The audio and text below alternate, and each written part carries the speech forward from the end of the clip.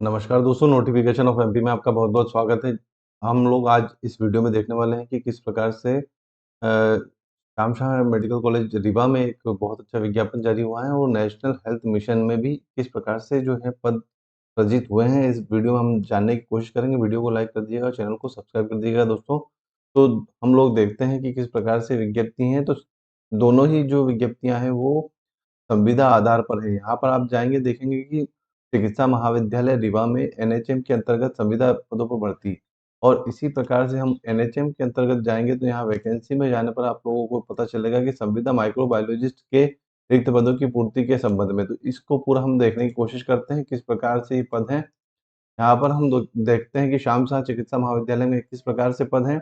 यहाँ पर पीएसयू यानी कि पेडियाट्रिक सर्जरी यूनिट, हम लोग इसको हिंदी में कहेंगे कि शिशु शल्य चिकित्सा इकाई।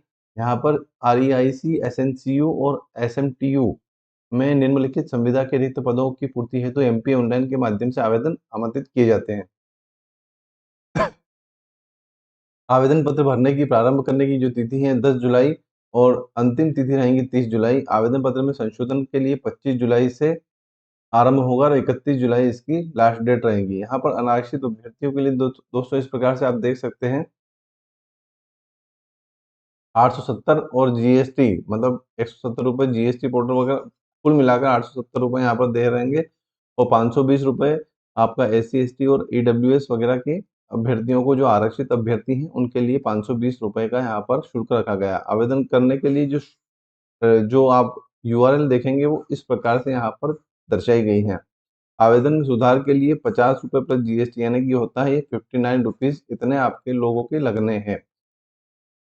इस प्रकार से हम लोग देखते हैं कि किस प्रकार के पद हैं। स्टाफ नर्स के कुल पदों की संख्या 7 है, अनरिजर्व्ड के 2, ओबीसी के 2, एसटी के 3 और इस प्रकार से 1 लोकोमोटरी डिसेबिलिटी का पद इसी में से आरक्षित है। 4 और 3 7 इसी में से एक लोकोमोटर डिसेबिलिटी का भी पद है। राष्ट्रीय बाल स्वास्थ्य कार्यक्रम आरबीएसके के अंतर्गत आरओपी में आरईआईसी स्टाफ के लिए फिजियोथेरेपिस्ट, साइकोलॉजिस्ट का एक पद है। इसी प्रकार से स्पेशल एजुकेटर का एक पद है। तो तीनों ही पद जो है एकल श्रेणी के हैं वो अनारक्षित श्रेणी में आएँगे। स्टाफ नर्स का एक पद है, ये एसटी श्रेणी के लिए आरक्षित है, एसटी वर्ग के लिए। ओटी टेक्नीशियन के कुल पदों की संख्या 2, 2 अनरिजर्व्ड के हैं और 1 ओबीसी और 1 एसटी के लिए आरक्षित रखा गया है। तो यहाँ पर 3 प्रकार के कुल पद हैं। एसएनसीयू के अंतर्गत आएगा, एक एसएनसीयू में आएगा, एक आरईआईसी में आएगा, आरबीएसके के अंतर्गत। शिशु बाल पोषण में स्टाफ नर्स पदों की संख्या 1 है, ये एसटी के लिए आरक्षित पद हैं। तो पदों की संख्या जो है नियमानुसार बढ़ाई या घटाई जा सकती है। स्टाफ नर्स के लिए बीएससी नर्सिंग या जीएनएम होना चाहिए, बीपीटी होना चाहिए या फिर बीओटी यानी कि ऑक्यूपेशनल थेरेपी में बैचलर डिग्री होना चाहिए, ₹25,000। इसी प्रकार से स्टाफ नर्स को ₹20,000, साइकोलॉजिस्ट को ₹20,000। साइकोलॉजिस्ट के लिए ग्रेजुएशन इन क्लिनिकल साइकोलॉजी और मास्टर्स इन क्लिनिकल साइकोलॉजी होना चाहिए। स्पेशल एजुकेटर के लिए स्पेशल बीएड होना चाहिए with diploma in mental retardation यानी कि ये रिहैबिलिटेशन काउंसिल ऑफ एमपी में भी इसका रिहैबिलिटेशन काउंसिल ऑफ इंडिया में इसका जीवित पंजीयन होना चाहिए। यदि यहाँ पर मान्यता रहती है तो ₹15,000 प्रति माह यहाँ पर दे रहेगा। इसी प्रकार से ओटी टेक्नीशियन यानी कि डिप्लोमा इन ओटी टेक्नीशियन होना अनिवार्य है। निर्भरताएँ किस प्रकार से मैं आपको पीडीएफ जो है टेलीग्राम ग्रुप पर शेयर कर रहा हूँ। टेलीग्राम ग्रुप का लिंक जो है इसके डिस्क्रिप्शन बॉक्स में, इस वीडियो के डिस्क्रिप्शन बॉक्स में दिया गया है और एक और विज्ञप्ति किस प्रकार से है वो भी हम लोग देखने की कोशिश करेंगे। आयु सीमा जो रहेंगी 43 वर्ष अनारक्षित के लिए और अ, आरक्षित श्रेणी के लिए 48 वर्ष तक यहाँ पर आवेदन आमंत्रित किए जा रहे हैं। सामान्य शर्तें भी देख लीजिएगा, आप यहाँ पर देखेंगे किस प्रकार से जो एग्ज़ाम वगैरह नहीं होंगी, आपको यहाँ पर चयन के मापदंड क्या है, इस प्रकार से साक्षात्कार 20 अंक का रहेगा। 80% में से जो आपके मार्क्स आए हैं, जैसे आपके 60 प्रतिशत आए हैं 100 में से, तो उसको 80 का 60 करेंगे।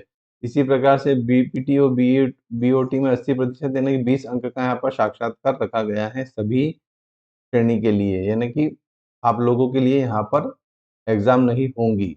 1/7 यानी कि 1/5 यानी कि 1 पर 5 उम्मीदवारों को यहाँ पर बुलाया जाएगा, शॉर्टलिस्ट किया जाएगा और उसके बाद में यहाँ पर मेरिट डिसाइड की जाएगी। अभ्यर्थिता रद्द करने के आधार, सभी आधार यहाँ पर दिए गए हैं, तो मैं पीडीएफ पूरी आपको अवेलेबल कराऊँगा। इसी प्रकार से एनएचएम में संविदा माइक्रोबायोलॉजिस्ट के पदों की संख्या 38 है। यहाँ 45,000 रुपये प्रतिमाह आपको दे रहेगा। Bachelor or and masters degree in life science or microbiology BMLT with masters in microbiology oblique life science, यहाँ पर शैक्षणिक अर्हताएं दी गई हैं। एसेंशियल वर्क एक्सपीरियंस किस प्रकार से है? Minimum 2 year experience working of microbiology molecular or testing or research activity in government or PSU, यानी कि पब्लिक सेक्टर यूनिट, यानी कि आप लोगों का शासकीय सेवा में 2 वर्ष का अनुभव यहाँ पर होना चाहिए। ये एसेंशियल है। डिजायरेबल वर्क एक्सपीरियंस का होगा? PhD candidate with molecular microbiology lab experience will be given preference.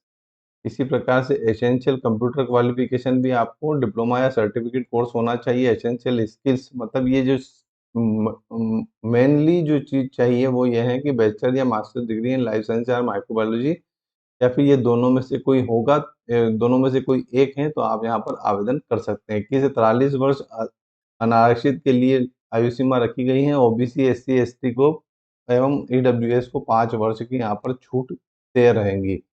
इसी प्रकार से आप यहाँ पर आवेदन किसे कर सकते हैं? एमपी ऑनलाइन के माध्यम से आवेदन होंगे। 17/12/2023 से उपलब्ध रहेंगे। इसी प्रकार 3/8/2023 तक ये आवेदन जो है आप लोगों के लिए खुला रहेगा। माइक्रोबायोलॉजी के पदों की संख्या का इस प्रकार से क्लासिफिकेशन है। कुल पद 38 हैं। ओपन में अनारक्षित के लिए 27%, इसी प्रकार से ओबीसी के लिए 27%। तो दोस्तों यहाँ पर विवाद की जो शुरुआत हो जाती हैं 27% रिजर्वेशन से। तो अभी वर्तमान में जो भी शासकीय आप लोग देखेंगे कि एडवर्टाइजमेंट निकल रहे हैं उसमें 27% ओबीसी का रिजर्वेशन दिया गया है, जो कि कोर्ट में पेंडिंग है। इसी प्रकार से आप लोग यहाँ पर देखेंगे कि बहुत सी बार जो चीज़ें होती हैं कि 87% के साथ में माननीय उच्च न्यायालय ने जो गाइडलाइन दी है वो 87% के साथ में आप लोगों को वैकेंसी निकालना चाहिए, लेकिन फिर भी जो है 27% रिजर्वेशन के साथ में निकल रही हैं। इसका ये रहता है कि पद भरे नहीं जा पाते हैं और वो कोर्ट में मामले चले जाते हैं। अनुसूचित जनजाति के लिए 20% और इसी प्रकार से अनुसूचित जाति के लिए 16% रिजर्वेशन दिया गया है। ओपन अनारक्षित श्रेणी में 8 पद हैं और महिलाओं के लिए 4 पद, यानी कि कुल 12 पद हो गए हैं। इसी प्रकार से यहाँ पर ओबीसी में देखेंगे तो 7 और 3 10 पद यहाँ पर ओबीसी के लिए आरक्षित किए गए हैं। और इसी प्रकार ईडब्ल्यूएस के 3 पद हैं। आप यहाँ पर देखेंगे अनुसूचित जाति के 6 पद, इसी प्रकार से 7 पद जो है अनुसूचित जनजाति के लिए हैं। और इन्हीं में से जो पद हैं ये डिसेबल व्यक्तियों के लिए निर्धारित किए गए हैं। तो दोस्तों ये पूरी विज्ञप्ति थी। इन दोनों का पीडीएफ मैं आपको टेलीग्राम ग्रुप पर अवेलेबल करा रहा हूँ। आपको वीडियो पसंद आया तो लाइक कर दीजिएगा, चैनल को सब्सक्राइब कर दीजिए। जय हिंद।